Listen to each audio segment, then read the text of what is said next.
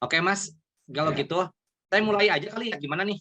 Ya, dimulai aja Pak Aris. Ini ada beberapa nanti teman-teman bagi yang bertanya tanya aja ya teman-teman ke Pak Aris nanti biar jelas pelajarannya biar nggak ada yang ditanyakan lagi setelah selesai. Silakan Baik, Pak Aris. nanti kalau minggu ketiga sih kita harus bertemu ya. Minggu ketiga bakal normal lagi Pak Aris, hari Selasa Pak Aris. Ya hari Selasa bisa ketemu. Nanti di jam 10 kan ya, Mas? Jam 10 ya. Oke. Selamat siang semuanya. Oke, kita mulai untuk session yang kedua, pertemuan yang kedua untuk tentang basic food safety. Ya, kemarin kita sudah membahas tentang food hygiene, personal hygiene, dan sanitasi. Kita akan lanjut ke session kedua, perihal tentang bahaya keamanan pangan. Jadi bahaya keamanan pangan itu dibagi tiga dalam hygiene. Pertama, bahaya biologis. Apa di dalam bahaya biologisnya? Ada mikroba, bakteri, ada kapang, binatang pengerat. Terus saya sebelum kedua, bahaya kimia dan bahaya fisik, ada namanya kuman-kuman penyebab keracunan makanan. Pertama, ada namanya kuman Bacillus cereus, ya, sumbernya makanan, masa inkubasinya 1-6 jam. Masa inkubasi itu masa bakteri berkembang biak. Jadi 1-6 jam, gejalanya muntaber. Jadi dehidrasi. Ini kemungkinan saya akan sambungkan dengan materi yang sebelumnya. Karena kita fokus terhadap food hygiene, selektif pemilihan bahan bakunya dengan baik. Yang kedua adalah personal hygiene, orang yang menanganinya. Yang ketiga adalah sanitasinya. Sehingga efeknya ada namanya bahaya biologis, ya. Bisa ada namanya kuman Bacillus cereus. Masa inkubasinya tadi 1-6 jam. Gejalanya muntaber dan dehidrasi. Pemulihannya cepat, recovery-nya cepat. Biasanya kalau dehidrasi biasanya minum air banyak, ya, langsung disterilkan. Yang kedua adalah clostridium prepping. Sumbernya adalah makanan. Nah, berarti fokus terhadap food, ya, food hygiene. Ya, di sini berarti kalau food hygiene berarti kita selektif bahan baku, penyediaan bahan baku, penerimaan bahan baku, dan lain-lain yang kemarin saya share ke teman-teman. Masa inkubasinya 8-22 jam. Gejalanya diare, nyeri, kejang-kejang, 2-3 hari. Nah, yang ketiga adalah E. coli, daging sapi, dan susu. Nah, biasanya kalau daging sapi berarti fokus terhadap sumber bahan baku. Contohnya kemarin kan bisa dari hewani, tumbuhan, atau dari perikanan. Nah, ini mungkin daging sapi ini sangat rentan terhadap ada namanya kuman atau bakteri yang berkembang biak. Kalau misalkan kita tidak membersihkan dengan rapi, dengan baik, ya ini akan ada namanya kuman E. coli. Nah, di sini akan fokus terhadap masa inkubasinya. Masa inkubasinya 12-48 jam. Ini diare darah biasanya. Pemulihannya 10-12 hari. Jadi teman-teman yang aktif di F&B, khususnya di food atau di yang menangani makanan, dihidangkan ke orang banyak, tolong lebih diperhatikan lagi terhadap pemilihan bahan baku, penyediaan bahan baku, terus cooking bahan baku, terus plating bahan baku, dan lain-lain. Dan lain-lain. Pokoknya produk-produk yang sudah jadi, teman-teman harus fokus. Yang ketiga adalah Campiolop zezuni, biasanya disebut dengan sumbernya dari daging sapi juga sama dengan usus-ususan dan susu. Nah, masa inkubasinya 48-96 jam. Di sini teman-teman berarti lebih perhatian terhadap 48-96 jam, ini sangat lama sekali gitu masa inkubasinya. Jadi berkembang biak di sini kalau kita tidak memperhatikan penyediaan bahan baku dengan rapi dan baik, dan penanganan bahan baku diolah sehingga menjadi produk dan disajikan terhadap konsumen yang banyak, ya, sehingga merugikan orang lain. Nah, ini gejalanya diare dengan darah, demam, nyeri perut. Ini recovery-nya 3-5 hari. Yang selanjutnya adalah clostridium atau botulin. Botulin itu biasanya terhadap makanan, berarti terhadap food hygiene, ya, lebih fokus terhadap food hygiene yang di kaleng. Contohnya buat ada namanya buat kayak lebih ke buah peach. Itu kan dia di tahan lama untuk di dalam kaleng. Ketika kita buka, maka buah peach itu tidak akan tahan lama karena di dalam kaleng itu ada namanya pengawet.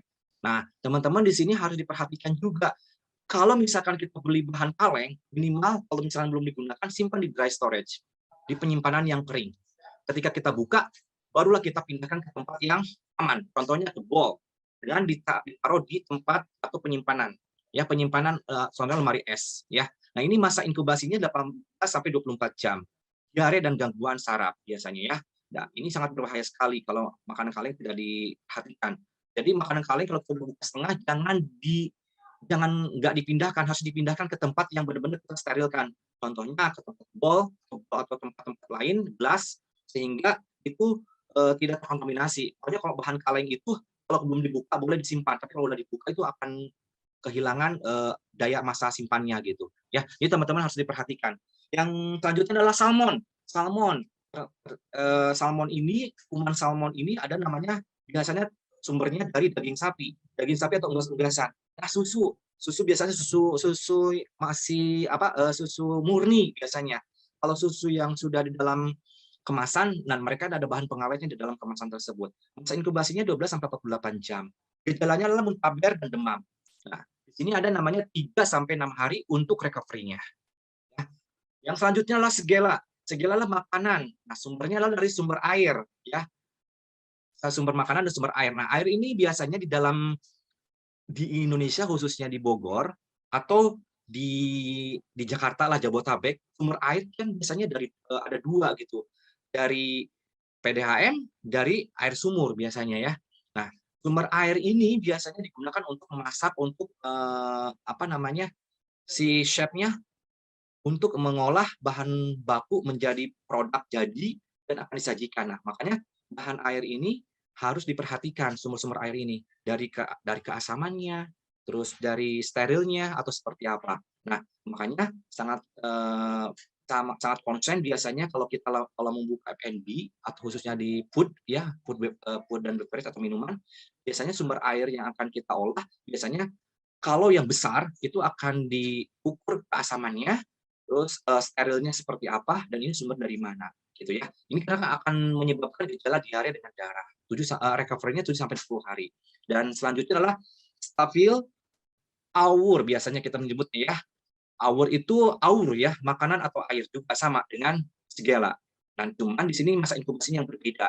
Dia lebih cepat berkembang biaknya 2 sampai 4 jam. Gejalanya muntaber, dehidrasi aja, kekurangan minuman. Nah, recovery-nya malah bisa cepat juga, bisa kurang dari 24 jam itu bisa kita atasi asal kita minum air banyak ya. Mungkin itu aja yang untuk masalah kuman-kuman penyebab keracunan makanan ya. Selanjutnya, bahaya keamanan pangan. Nah, bahaya keamanan yang kedua adalah bahaya kimia. Contohnya bahaya kimia biasanya terjadi pada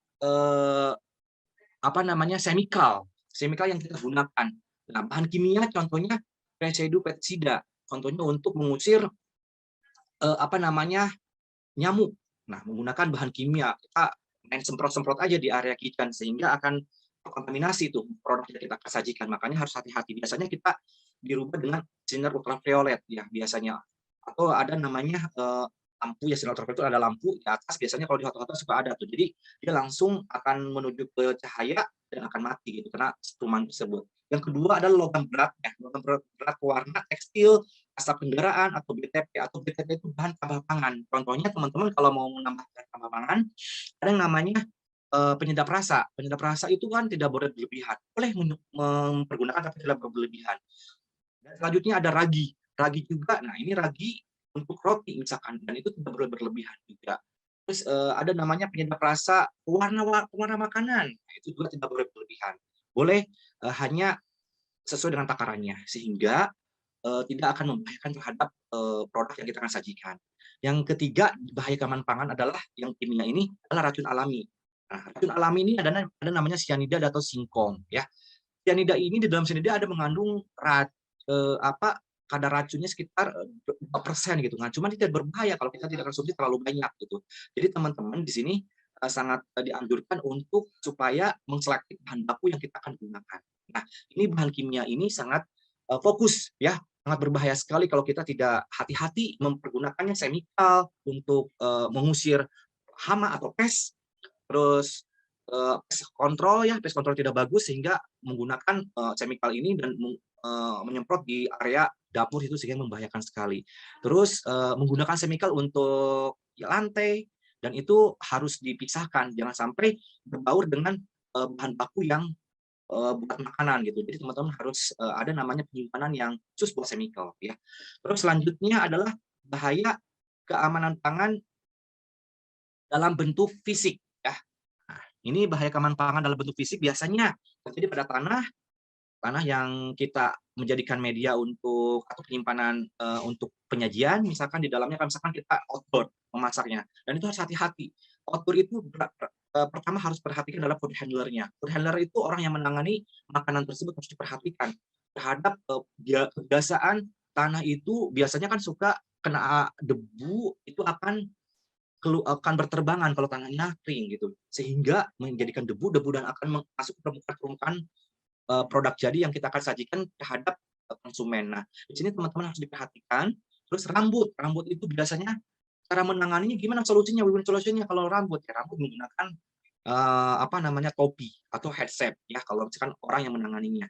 Terus isi staples ini tidak dianjurkan buat catering. Misalkan banyak box yang akan kita gunakan staples, akhirnya akan membahayakan pada saat kita menyajikan dan disajikan terhadap ke orang banyak dan orang banyak pada saat membuka box itu ada staples dan tidak kelihatan gitu, akhirnya kemakan dan membahayakan terhadap orang yang akan makan produk tersebut, sehingga tidak dianjurkan menggunakan staples. Solusinya apa Pak? Menggunakan selotip untuk menempelkan atau menggunakan apapun itu yang tidak membahayakan gitu. Terus potongan plastik juga harus diperhatikan, dan di sini ada juga paku juga, paku payung biasanya terutamanya ya, biasanya kalau orang wedding di outdoor dan itu akan setup ruangan atau meja tersebut sehingga pakunya masih bergeletakan dan itu akan tercampur dengan apa yang kita akan olah gitu kan. Itu dikhawatirkan karena kita biasanya kalau di outdoor itu biasanya satu meja itu suka bercampuran gitu. Nah, ini kalau teman-teman harus fokus ya, jangan menggunakan banyak paku payung dan atau benda-benda yang berbahaya. Ya, pensil dan potongan kuku dan lain-lain. Ini bahaya fisik. Jadi ada 3 bahaya yang harus konsen dalam materi pertemuan kali ini. Pertama, food hygiene itu tadi kemarin bilang ada selektif bahan baku, penyediaan bahan baku, pengadaan bahan baku, itu lebih fokus terhadap food hygiene-nya. Jadi terhadap makanan yang kita akan olah dan kita sajikan. Sehingga dari preparation method-nya kita sudah memperhatikan tersebut. Pada saat preparation method, makanya kita fokus terhadap personal hygiene-nya. Ya, personal hygiene orang yang menanganinya, apakah sehat atau tidak, apakah dia memenuhi standar menggunakan apron, menggunakan apa namanya topi atau penutup atau headset, atau menggunakan safety shoes dan lain-lain, dan benar-benar sehat. Terus pada saat mereka menangani makanan tersebut, makanya diperhatikan terhadap sanitasinya atau lingkungan kerjanya untuk apa namanya untuk mereka membuat produk tersebut sehingga produk tersebut tetap hygiene. Nah, contohnya kalau misalkan di luar terbuka ya emang luar terbuka, makanya salah satunya adalah begitu makanan panas, makanya kita harus mempersiapkan namanya cool box. Cool box itu apa? Trolley box. Cool box itu biasanya langsung kita masuk ke dalam trolley dan itu benar-benar ada namanya tingkat panasnya suhunya berapa yang harus di dalam cool box tersebut gitu kan. Dan pada saat menyajikan ke meja buffet dan itu benar-benar steril gitu, benar-benar aman dalam kondisi tingkat hangatannya gitu. Jadi minimal kalau misalkan udah makanan sudah matang itu 60 derajat Celcius harus teman-teman stabil gitu, sehingga karena bakteri akan tumbuh, kemarin kita sudah sebutkan 5 derajat sampai di bawah 60 derajat itu bakteri akan berkembang biak, sehingga bakteri akan banyak gitu. Makanya teman-teman harus memperhatikan di situ. Mungkin itu aja Mas Rahmat. Kalau misalkan ada yang ingin ditanyakan lagi, ada yang tanyakan silakan, atau ini kan saya lebih dispesifikan, jadi mudah-mudahan ada direkam juga. Jadi kita lebih fokus terhadap bahaya-bahaya keamanan pangan ya. Mungkin itu aja ya. Baik, makasih Pak Aris. Teman-teman yang ada di Zoom mungkin ada yang ingin bertanya, boleh silakan di unmute aja. Zainal, Rika, Rehan, Iksan, Indri, Andreas. Ada yang ingin bertanya? Pak Rika mau tanya, palingan di chat aja ya Pak. Boleh. Pengen di chat Pak Aris. Boleh, silakan. Chat ya. Rika kebetulan lagi kerja Pak Aris, jadi dia sambil dengar sambil. Boleh. Boleh, silakan Rika. Kita tunggu ya Rika. Sambil menunggu Rika, Mungkin tadi saya akan memperjelas tentang bahaya yang keamanan yang tadi pada kuman-kuman yang akan berkembang biak, kuman-kuman yang akan berkembang biak ya. Jadi teman-teman di situ harus fokus minimal bisa memploting bahwa kuman-kuman penyebab keracunan makanan tuh kumannya apa aja, bisa kan sumbernya tahu minimal. Seorang food handler yang menangani makanan di area kitchen minimal mengetahui sumbernya dari mana, kumannya itu apa jenisnya, sehingga pada saat kita untuk recovery-nya tahu gitu. Bagaimana caranya untuk memberikan solusi apabila ada tamu yang keracunan seperti itu. Tahu yang penting tahu sumbernya dari mana gitu supaya cepat dan tepat menanganinya gitu. Oh, tadi ada racun alami itu cyanida singkong itu maksudnya gimana? Apa kita kebanyakan makan singkong atau malah jadi racun? Oke. Oke, Rika, pertanyaannya bagus. Sebenarnya itu hanya contoh. Jadi yang termasuk bahaya kimia bukan berarti terhadap chemical aja, tapi terhadap bahan baku yang kita olah sebenarnya. Kalau kita tidak tahu di dalam kandungan bahan baku yang kita akan olah itu berbahaya sekali. Makanya salah satunya adalah singkong. Singkong memiliki sianida, tapi kadarnya tidak tinggi gitu. Boleh menggunakan banyak, cuman cara membersihkannya harus harus secara selektif gitu, secara bersih gitu kan. Jadi teman-teman harus tahu dulu di dalam kandungan singkong yang kita akan olah itu seperti apa gitu. Takutnya teman-teman dari kebun langsung dan itu tidak diperhatikan. Ternyata di situ getahnya tidak diperhatikan, sehingga getahnya masih nempel, akhirnya kemakan sama kita. Di situ sebenarnya ada sianida. Tapi yang kita lakukan adalah kita bersihkan dengan baik, dan kita pada saat kita dari kebun kita simpankan, ada namanya resting, itu kan select ingredient ya, kita resting dulu, setelah resting ada namanya ada selective ya, habis resting ada namanya selective ingredient. Jadi itu teman-teman harus fokus di situ gitu. Jadi bukan berarti kita kebanyakan makan singkong itu malah keracunan, enggak, tapi pada saat penyiapan bahan baku yang tidak baik sehingga akan mengalami keracunan. Karena di dalam singkong ada namanya sianida, zat sianida yang tapi tidak tinggi itu, hanya berapa persen, itu 2% sedikit lah ya. Jadi dari 100% kan sedikit ya. Mungkin itu aja ya jawaban dari saya ya Rika ya. Thank you Rika, thank you Pak Haris. Ada lagi yang ingin bertanya boleh by chat. Pak, saya mau nanya, Pak. Ya, siapa ini? Nama saya Andreas, Pak. Andreas ya. Andreas, silakan Andreas. Pak, sekarang kan banyak ya, Pak, marak yang kayak pemakaian daging tuh kayak boraks atau segala macam. Terus daging yang merah tuh, yang dagingnya udah busuk terus dimerahin. Nah, untuk cara membedakannya bagaimana ya, Pak ya? Halo, Pak. Oke. Dengan siapa tadi, Rehan ya? Andreas Pak. Andreas, Pak. Oh, Andreas. Andreas. Oke, Andreas. Ya. Pertanyaannya sangat bagus. Ini Andreas. Makanya kemarin sebelum kita terjerumus terhadap bahan baku yang mengandung borak, makanya ada namanya selective ingredient. Teman-teman kemarin kan ada penyediaan bahan baku. Misalkan kalau misalkan berhubungan dengan daging sapi itu pemotongannya gimana sih? Dia memenuhi standarisasi halal atau tidak gitu cara pemotongannya menurut agama Islam gitu kan. Jadi ada MUI-nya atau tidak cara pemotongan hewannya. Makanya kita harus selektif tuh di situ penyediaan bahan bakunya. Jadi kita harus sumbernya dari mana? Contohnya pemotongan hewan di mana? Terus transportasi hewannya gimana? Pemasarannya di mana? Nah, teman-teman cara mengetahuinya kita sebenarnya lebih awal gitu. Kalau misalkan Pak kan ini kita buat di pasar ya. Salah satunya adalah ya pasarnya di mana dulu gitu. Kita kan sebenarnya bisa ngelihat nih.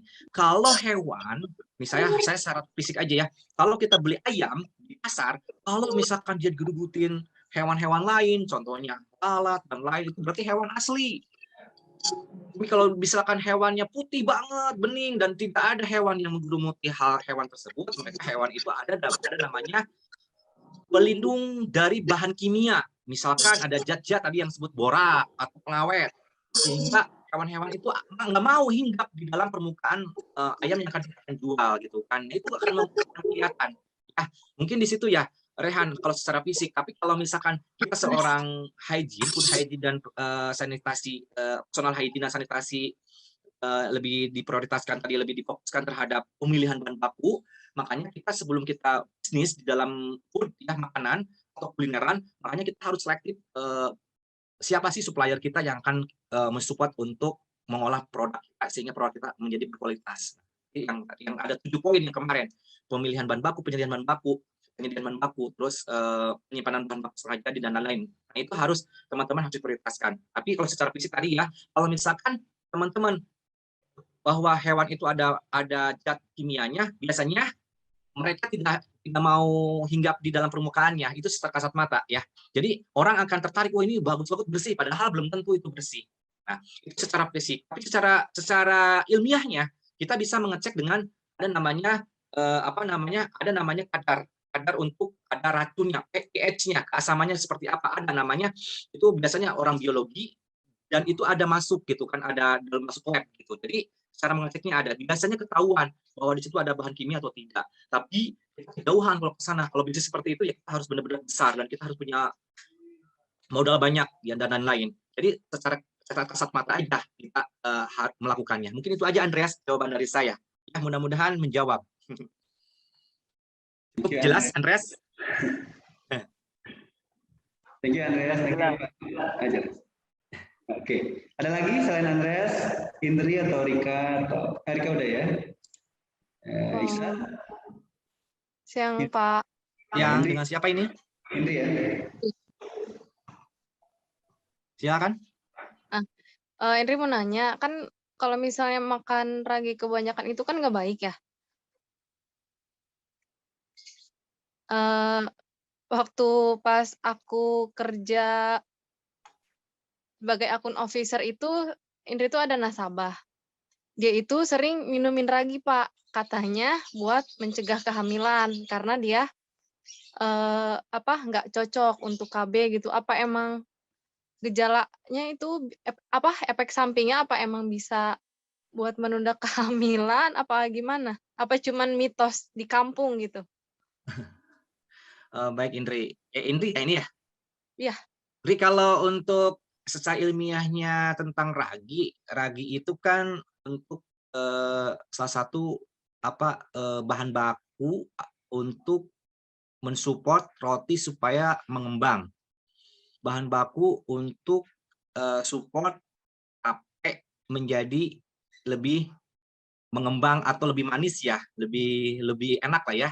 Dari singkong kita kasih ragi semalaman 24 jam sehingga singkong itu menjadi tape kan, menjadi puyem kata orang Sunda mah ya. Nah, jadi ada satu proses di situ pengemulsian dalam produk tersebut, produk bahan baku tersebut itu sehingga menjadi produk yang sesuai dengan yang kita inginkan. Nah, kita harus tahu juga ragi itu seperti apa. Nah, cuman kalau saya sih baru dengar ragi itu untuk supaya kita tidak hamil. Saya juga baru dengar itu saya. Tapi kalau secara ilmiahnya ragi itu, di dalam ragi itu contohnya ragi itu bisa kan ada namanya baking baking powder, ada namanya juga SP dan lain-lain. Nah, di situ kan ada beberapa tingkatan, cuman ragi dalam bentuk kering gitu kan. Di sini instan raginya. Nah, ragi yang penting di sini hanya untuk pengembangan suatu produk sehingga produk itu menjadi lebih empuk, lebih besar, dan karena ada proses di situ ada proses pengemulsian dari ragi dengan mencampur dengan bahan-bahan yang lain gitu. Nah, itu mungkin kalau menurut saya sih kalau dengan tadi lebih ke ilmiahnya, lebih ke supaya mencegah kehamilan saya kurang tahu nih. Mungkin Mas Rahmat tahu nih kehamilan. Saya yang kurang tahu ya Indri kalau untuk kehamilan, karena mungkin di situ mencegah kehamilan itu karena ragi sesuatu sifatnya di situ kalau misalkan kita masukin ke dalam air panas, bukan air panas, air hangat, jadi ragi itu akan membuih berbentuk busa. Kalau raginya bukan ragi yang instan ya, ragi powder ya, ragi yang basah. Makanya cara ngecek ragi masih aktif atau tidak, salah satunya adalah kita siapkan air hangat kuku ya.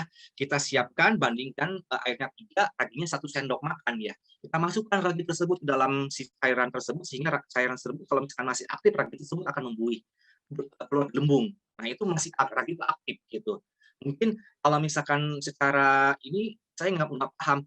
Mungkin ya, kalau secara nalar saya adalah ketika ragi masuk dalam organ tubuh kita dalam bentuk dimakan mentah-mentah, misalkan kita dalam menggunakan minum air, sehingga ragi itu akan berkembang biak mungkin karena kena air ya, mungkin itu ya kalau mungkin secara nalar saya, sehingga kena air sehingga ada sesuatu yang bergerak di dalam tubuh kita mungkin ya, mungkin itu ya kalau dalam bentuk ragi teman-teman ya diminumnya. Kalau ragi dalam bentuk roti kita udah mixing, kita udah campur dengan bahan lain, itu sudah akan menghasilkan suatu adonan, itu tidak berbahaya untuk dikonsumsi buat organ tubuh kita ya. Mungkin itu aja jawaban ilmiah saya, Indri. Ya, Terima kasih, Pak. sama-sama. Thank you Indri, thank you Pak Aris. Ada Ya. lagi yang ingin bertanya? Iksan mungkin, atau Rika boleh lagi, kalau Andreas boleh lagi. Ada yang ingin bertanya? Ya, Zainal. Kalau tidak ada, mungkin kita serahkan ke Pak Aris lagi ya Pak. Ya, gimana? Mungkin Mas Rahmat itu aja untuk pertemuan kali ini. Baik. Pertemuan minggu depan kita bertatap muka dan ada beberapa juga personer dari saya. Karena setiap 2 kali pertemuan saya selalu ada namanya evaluasi apa yang didapat selama 2 kali pertemuan, sehingga nanti pertemuan selanjutnya nanti ada namanya pengupdatean dari evaluasi tersebut gitu ya. Mungkin minggu depan kita pertemuan ya dari jam 10 sampai jam 12 di kampus ya, Mas. Baik Pak Aris. Ya. Pak, boleh satu kali lagi katanya. Oke, boleh, silakan. Boleh, silakan. Baik Rika, silakan Rika.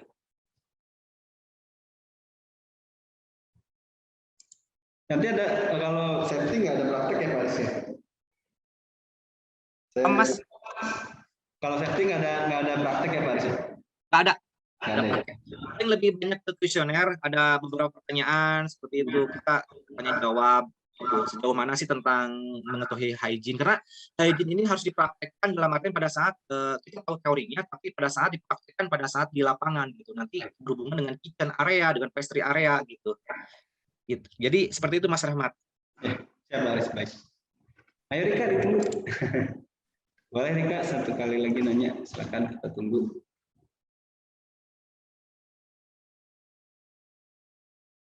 Nah, Pak, kalau misalnya daging yang gelonggongan itu sebenarnya dia mengandung bakteri jahat juga nggak?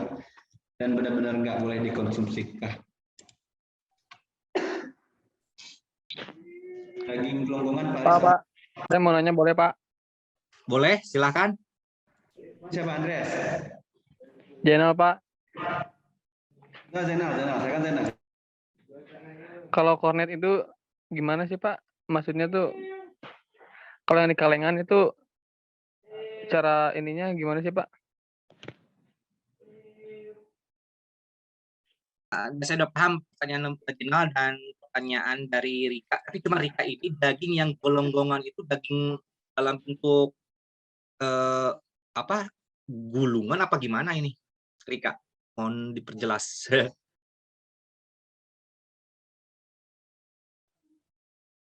Oke, atau saya ya gimana Rika?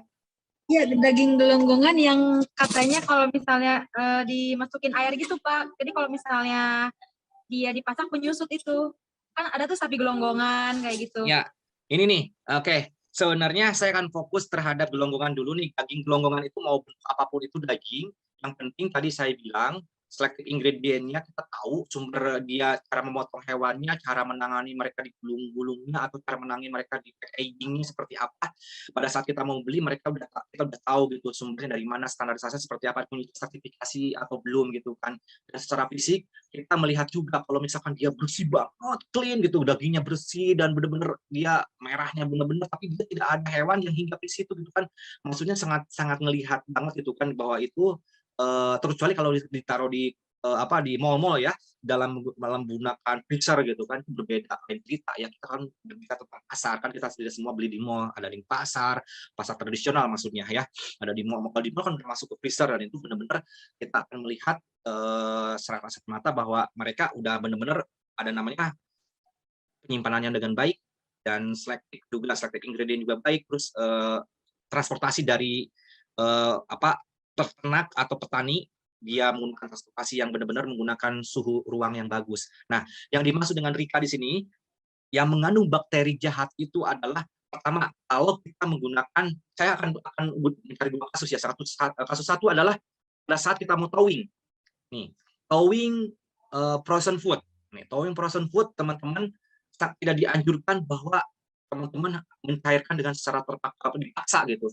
Contohnya, Misalkan tadi dagingnya bergelembungan gitu dalam freezer, taruh, kita ambil dan kita langsung masukin ke dalam air gitu kan, atau dimasukin ke dalam air panas. Itu berbahaya sekali karena nanti malah yang permukaan daging tersebut akan matang di dalamnya tetap akan berbentuk es. Dan itu bakteri akan tumbuh karena bakteri akan konsepnya gini. Kita prinsipnya seorang hygiene itu harus tahu bakteri akan berkembang biak di atas 5 derajat Celcius atau 6 derajat sampai di bawah 60 derajat Celcius. Bakteri akan berkembang biak. Jadi teman-teman harus tahu.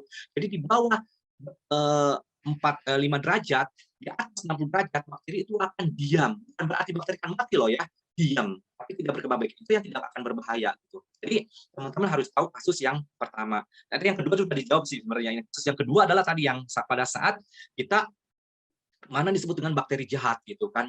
Makanya kita tidak tahu bahwa bakteri berkembang biak itu pada saat suhu seperti apa. Makanya kita, kalau misalkan kita ada produk jadi nih, kita olah produk jadi dan kita simpan di buffet. Nah, di buffet ini biasanya suka ada pemanas. Pemanas itu biasanya kalau chef, kalau di hotel-hotel yang bintang, maksudnya hotel-hotel yang memiliki QC atau controlling yang bagus, itu akan dicek untuk suhunya. Ini udah 60 derajat, jadi aman. Dan aman untuk disajikan, karena di atas 60 derajat. Karena bakteri tidak akan berkembang biak. Nah, itu salah satunya. Ya, jadi pertanyaan Rika adalah bagaimana cara menyimpannya. Kita harus tahu juga bagaimana caranya bakteri akan berkembang biak gitu ya. Jadi baru kita bisa mengkonsumsinya. Mungkin Rika itu jawaban dari saya ya. Mudah-mudahan menjawab ya. Ya. Oke, Rika, sebelum ke Jenal, ada yang menanyakan lagi? Cukup? Jadi penyimpanan tetap diperhatikan, suhunya diperhatikan. Makanya kita harus tahu mana daging atau ayam yang frozen food dan lain-lain. Oke, cukup ya. Berarti kita akan lari ke Jenal. Jenal yang dimaksud dengan makanan kaleng ya. Contohnya tadi apa? Yang Kornet, Pak, kornet. Kornet ya, kornet. Nah, Iya Pak, kornet Pak. Oke. Jenal di sini akan fokus terhadap makanan kaleng. Makanan kaleng kan biasanya gini. Makanan kaleng itu sebenarnya bagi orang sehat. Sebenarnya tidak juga sih menurut saya. Malah makanan kaleng sangat membantu kita pada saat kita lagi urgent dan tidak menyiapkan bahan baku yang harus benar-benar dari nol gitu. Makanan kaleng hanya kita olah. Cuman kita keliru di dalam penyimpanan. Makanya nanti teman-teman akan belajar di pertemuan keempat atau kelima. Saya akan share ke teman-teman ada penyimpanan yang benar-benar khusus fokus yang memenuhi standar hygiene gitu kan. Baik dari food hygiene dan personal hygiene serta penyimpanannya. Makanya kalau makanan kaleng teman-teman beli dari supplier atau bahan baku, teman-teman harus fokus tuh makanan kaleng ini. Jadi disimpan di dry storage, jangan masuk ke dalam kulkas, tapi di dalam dry storage itu suhu ruang ya. Gudang kita tapi memiliki suhu ruang, minimal memiliki AC atau exhaust yang bagus, sirkulasi udaranya bagus, itu lembab, sehingga sangat bagus untuk penyimpanan kaleng walaupun kita beli dari toko dan disimpan berbulan-bulan gitu. Nah, yang paling berbahaya adalah tadi yang kita tanyakan adalah makanan kaleng kalau kita sudah dibuka. Nah, kita harus tahu dulu kalau sudah dibuka, teman-teman harus fokus tuh. Jadi kornet misalkan dalam kornet 200 atau 500 gram. Kita hanya dipakai 250, berarti 250 gram itu tersisa dong. Nah, jangan dibalikin lagi ke dalam kalengnya karena takutnya nih kita udah terbuka. Kecuali gini, kalau teman-teman begitu di towing, kalau misalnya kita mau buka, simpan, baru segera hanya ambil seperlunya, baru kita menggunakan plastik wrap dan tutup lagi. Nah itu boleh. Dan itu harus disimpan di dalam kulkas. Tapi kalau teman-teman buka kalengnya dan itu begitu dibuka, itu udah banyak bakteri yang masuk dalam permukaan kornet yang kita tidak gunakan gitu kan. Makanya teman-teman harus memperhatikan cara pembukaan kornet tersebut sehingga bisa awet. Bisa kita gunakan lagi untuk produksi atau memasak selanjutnya gitu. Nah, mungkin di situ ya fokusnya kalau menurut saya. Kalau pengolahan makanan kaleng ya malah tergantung nanti teman-teman. Kalau misalnya saya kornet selalu seperti itu cara ketika buka dari kaleng, kita buka dan kita kalau misalnya dipakai semua lebih enak sih. Kita masuk ke dalam bowl, kita langsung sebenarnya kaleng itu kan kalau misalkan kita dibuka langsung dan langsung dimasak itu tidak masalah. Yang bermasalah adalah ketika teman-teman membuka kaleng tersebut sehingga itu dimasak sekitar sejaman 2 jaman lagi, itu yang berbahaya karena banyak udara yang tidak steril gitu. Karena saya yakin mereka membuat kornet itu di dalam pabrikannya itu benar-benar steril. itu udah steril sekali, dan di situ ada pengawet udaranya juga, ada oksigen. Nanti juga teman-teman akan belajar atom, food, acidity, temperatur, time, oksigen, dan moisturizer, kelembaban. Nah, di situ dalam kelembaban, dalam oksigennya, dan di situ udah diatur gitu di dalam kaleng tersebut, sehingga teman-teman makanya harus tahu cara pada saat kita membuka kaleng, dan kita harus segera di cooking gitu, harus segera diproses, bukan didiamkan dulu. Makanya ada namanya kontaminasi silang atau kontaminasi terhadap Pak, makanan tersebut dari udara gitu. Mungkin itu ya. Iya, Oke, Pak. Jena. Ya, itu mungkin. Berarti kalau udah dibuka itu kalengnya harus dimasak semua, Pak. Nggak bisa disimpan dulu gitu. Ya, kecuali kalau mau disimpan, tadi yang saya bilang, triknya adalah teman-teman harus langsung segera ditutup. Misalkan kalau kita menggunakan bukalah seperlunya, barulah itu benar-benar harus food hygiene dan harus personal hygiene. Benar-benar teman-teman harus menggunakan hand gloves dan di suhu ruang yang di bawah 5 derajat minimal, atau di cool kitchen, atau di cool kitchen sih sebenarnya yang bagus, sehingga steril. Baru teman-teman bisa membuka. Ya, itu hygiene-nya seperti itu. Nah, jadi jangan sembarangan dibuka, begitu dibuka didiemin aja. Ya itu kenapa kok jadi basi gitu? Ya salah satunya adalah itu dari udara di area kitchen itu tidak steril karena banyak Pak, sampah tidak ditutup dan lain-lain. Kalau di udara luar gitu jangka waktunya berapa jam gitu, Pak? Oh, kalau Atau di udara luar makanya tidak dianjurkan, makanya harus segera dimasak. Oh, gitu. langsung dimasak ya, Pak ya? Nggak bisa didiamkan dan bisa digunakan ya. Makanya teman-teman pada saat membuka makanan kaleng minimal teman-teman ambil seperlunya, segera tutup itu di suhu ruang, dan benar-benar suhu ruangnya di bawah 5 derajat ya, di bawah 5 derajat, dan atau mungkin udah di atas 10 derajat kan panas, di bawah 5 derajat di suhu ruang dan di kitchen. Itu harus segera pakai menggunakan plastik wrap dan ditutup lagi dengan tutupnya, terus segera disimpan lagi ke dalam kulkas, pindah bukan ke di dry storage, bukan di suhu ruang, tapi dipindahkan langsung ke dalam kulkas sehingga akan awet gitu kan. Dan itu tidak perlu di freezer dulu ya, di dalam kulkas aja, karena teman-teman udah benar-benar di situ memuat pengawet dari udara yang teman-teman lakukan gitu kan. Saya yakin itu awet gitu kan. Kalau misalkan di suhu ruang dan di area luar gitu ya, maksudnya di cool kitchen, itu bakteri akan berkembang biak sehingga permukaan akan kering gitu. Dan itu tidak layak untuk dikonsumsi dan tidak diolah, dan tidak layak untuk diolah juga gitu ya. Itu mungkin ya, Jenal.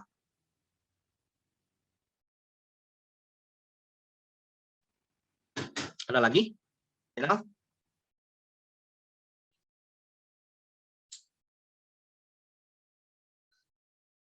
Ya?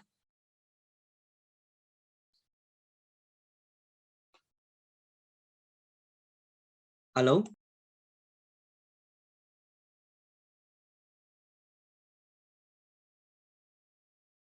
Mungkin yang lain mau bertanya, Raihan atau lagi di sini Rika udah ya, Ihsan mungkin. Jenal cukup tadi, Mbak? Kenapa? Yang Jenal udah cukup belum tadi? Udah jawab apa belum? Cukup, Pak, cukup. Cukup ya? Cukup, Pak. Terima kasih, Pak. Sama-sama. Oke. Cukup. Mungkin yang lain lagi mau bertanya?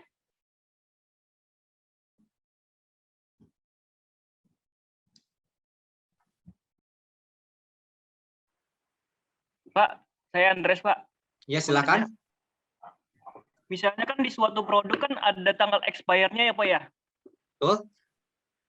Nah, kalau kita bisa nggak mengkonsumsi tapi udah batas kadaluarsanya udah lewat, gimana?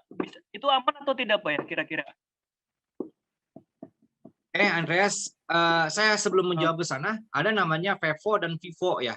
Ada namanya first expired date, first in, first out, first in dan first out, FIFO. Ya, jadi berbeda teman-teman pada saat membeli produk yang ada kemasannya, dan di situ lihat expire-nya. Begitu teman-teman, contohnya kita gula di situ ada expire-nya. Kita buka dong gula, karena kalau misalkan orang produksi, kita akan simpan di tempat yang kita sudah sediakan. Nah, di situ ada namanya FIFO. FIFO juga pada saat teman-teman membuka label tersebut, tanggal berapa kalian masukin dan jam berapa, sehingga pada saat teman-teman mau top up lagi, teman-teman harus dihabiskan. Itu yang pakai prinsip FIFO ya.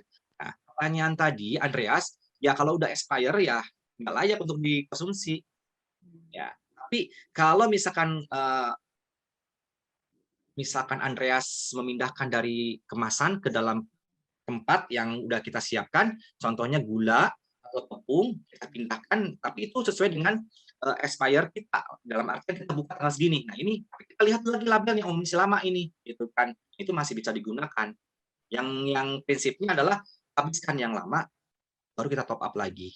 Kalau expire date ini nggak bisa, itu udah harga mati, ya nggak bisa. Kalau expire date itu udah sehari 2 hari itu udah jangan, lebih aman lagi, mending ganti dengan yang baru.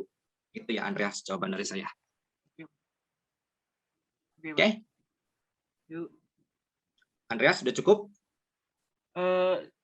Cuma kan kemarin kan saya dengar dari iklan kalau tanggal expire tuh misalnya tanggal bulan sekian, tapi yang buat 2 hari ternyata masih bisa Pak, ternyata Pak yang di iklan Pak.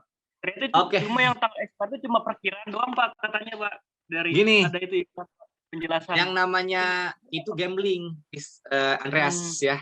Kalau bagi teori kita orang hygiene, karena ada khususnya dengan undang-undang kan ada pasal 67 sama pasal 71 ya, kalau nggak salah kemarin dibagi 2 ayat sama masing-masing ya, 67 sama 71 ya di undang-undang nomor pertama ya, undang nomor 11 apa itu ya, di situ kan tentang pangan. Jadi tentang pangan ini harus diperhatikan pertama, kita tidak ambil resiko pada saat kita menggunakan bahan baku yang sudah expired date. Itu udah teorinya udah gitu, nggak boleh karena ya walaupun secara kita cobain masih enak gitu. Nah itu kembalikan lagi kebijakan di perusahaan masing-masing ya, itu kembalikan. Tapi kalau saya sebagai orang safety hygiene itu tidak layak, tidak boleh, harus di apa namanya di destroy atau dihancurkan atau dibuang, dirilis ya. Mungkin ya jawaban dari saya Andreas. Oke. Ya, ada lagi? Cukup jelas Andreas? Oh, cukup ya Pak. Cukup ya? Oke.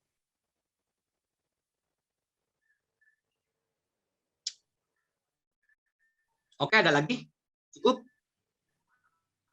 Halo, Pak. Cukup ya? Masuk. Halo, Pak. Halo, ya. Dengan siapa ini? Saya Iksan, Pak. Iksan, silakan. Ya.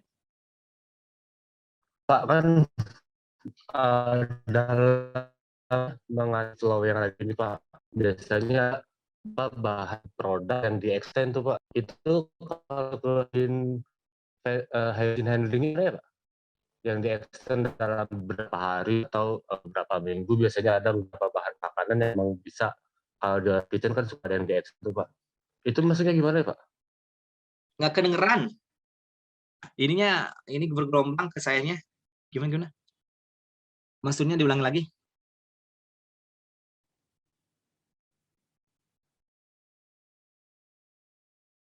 Halo?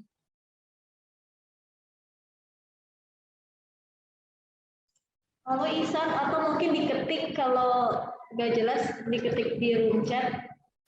Oh, wait, sorry.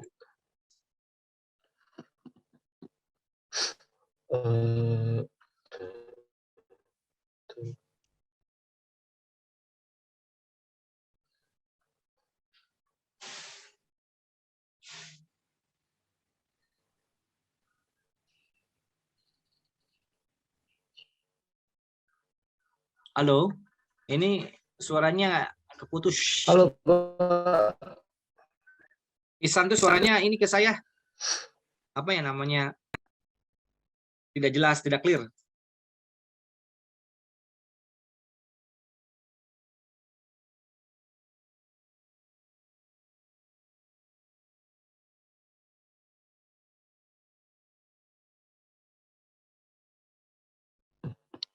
Pak, sudah saya ketik di chat ya. Di chat mau saya bacakan. Baik. Ya, saya sudah baca. Oke. Nah, biasanya ada beberapa bahan makanan yang suka di-extend masa expire-nya, itu gimana untuk kandungan kuman dan bakterinya. Baik, pertama tadi gini, kalau namanya bahan baku, kalau saya tadi yang jawaban punya Jenal itu lebih ke saklek ya.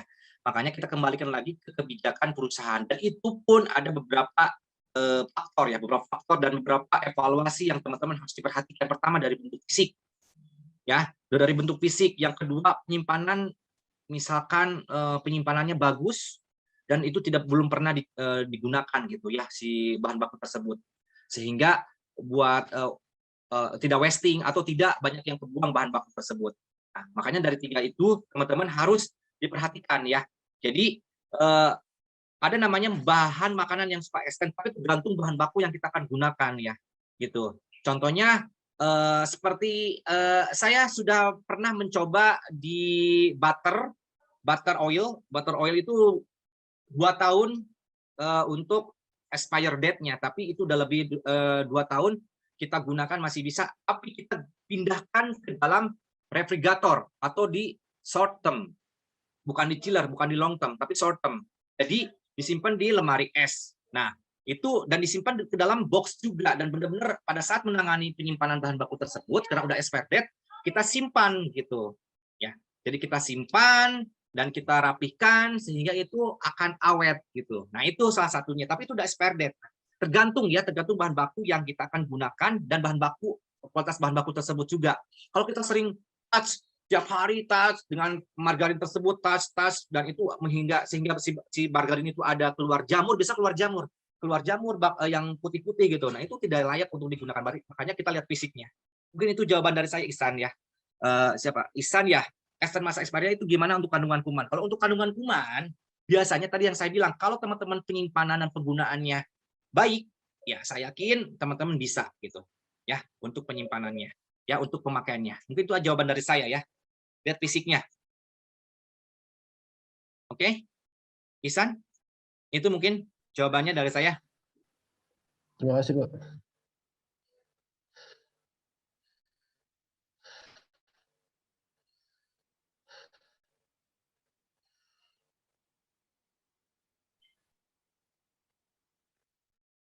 Oke, nah saya akan tambahkan lagi sebelum ada yang bertanya. Jadi yang dimaksud dengan Ihsan bahan baku yang mengandung kuman atau bakteri itu ya biasanya tadi yang saya bilang pemakaiannya jorok dan pemakaiannya intensnya banyak, sehingga touch dengan tangan kita, dengan anggota tubuh kita, sehingga makanan tersebut atau penyimpanan lembab dan lain-lain, dan itu sebenarnya itu ada kandungan kuman atau bakteri yang tidak layak untuk dikonsumsi. Nah, tapi kalau misalkan lebih dari tadi yang masa expirednya misalkan 5 hari masih tetap bagus, terus seminggu 2 minggu masih tetap bagus, nah itu tetap lihat fisik dan penyimpanan juga kita perhatikan. Tapi kalau kita akan ekstrimnya itu lebih takutnya karena kita harus menggunakan alat, apakah itu ada bakteri atau tidaknya, makanya teman-teman harus butuh keluarin dana lagi gitu daripada nanti untuk alat tersebut gitu untuk mengukur bahwa itu ada kuman atau bakteri gitu kan, menggunakan Microsoft dan lain-lain, dan menggunakan ada tes untuk keasaman dan ada kelembaban dan lain-lain. Jadi teman-teman harus memikirkan cost di situ. Tapi kalau secara fisik masih oke dan penyimpanan teman-teman masih kaya nih dengan karena menyimpan ini bagus dan ini belum diapa-apain, masih dalam kemasannya gitu, ya udah itu pas dibuka masih bagus, dites juga masih bagus, dan semuanya bagus, dan lain-lain, dan penyimpanan dan lain-lain, dan belum pernah touch, dan itu layak digunakan untuk dikonsumsi. Tapi kembalikan lagi ke teman-teman bahwa bahaya sekali kalau misalkan kita kecolongan racunan gara-gara kita tidak tidak hati-hati. Nah, pertama yang orang yang akan dilakukan kalau misalkan ada yang keracunan, pertama yang ditanyakan adalah ini emang bahan bakunya kapan expired date-nya, itu yang berbahaya, teman-teman kena pasal. Itu aja logikanya. Tapi kalau secara teman-teman kalau lihat dari cost supaya efisien, supaya kita tidak mengeluarkan cost lagi, tapi tetap harus lihat fisiknya, lihat kualitasnya, dan lihat proses dalam pembelian dan penyimpanan dan lain-lain. Ya, itu mungkin jawaban saya, Ihsan ya. Mudah-mudahan lebih bijak, lebih bisa dicerna. Oke, terima kasih. Ya. Oke. Ada lagi? Mbak Dea? Ada lagi? Sepertinya udah pada semua bertanya. Baik, kalau misalkan tidak ada lagi kali ya, ada lagi? Mbak, silakan tanya lagi. Lagi yang mau bertanya, teman-teman? Sudah cukup jelas penjelasan Pak Haris.